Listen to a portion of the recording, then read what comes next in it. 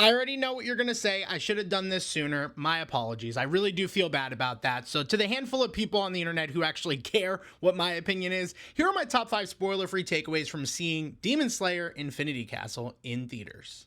The thing about this movie is, if you already love Demon Slayer, you know you're already gonna see this, and I'm not gonna waste your time and talk about the animation, but what I am gonna say is that it is 100% worth seeing on the big screen because of that animation. This movie on the big screen, it's meant for it. I love everything that I saw, and I could only imagine what this looked like in IMAX.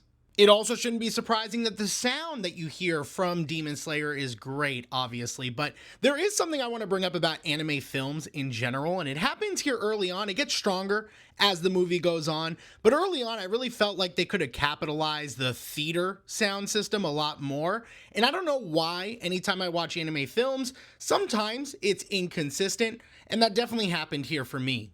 But listen, going to the movies was such a smart format. I really wish that Attack on Titan did this as it was closing out. It is super, super smart. But just because something is smarter doesn't always make it better. I definitely felt the 2.5 hour runtime here. This movie feels very long, and I've got to judge it a little bit, kind of on hold or a pause on that thought, because I do want to see what this would be like episodically. I do think it would probably be better, but this was still very good.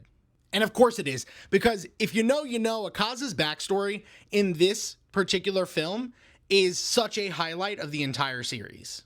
It is really exciting to see a film of this magnitude get such positive reception across the board. Critics, audiences agree. It's a great time, and I might like this movie even more when the trilogy fully comes out, in like a decade. So my score is a 3.5 out of 5, and it really could be convinced to be a 4 with either a rewatch or, again, once that trilogy wraps up and looking back in hindsight. But it's a very high 3.5. It might be a 3.75. Letterboxd, give me some more options on scoring, but that's what I have to go with, and I loved it.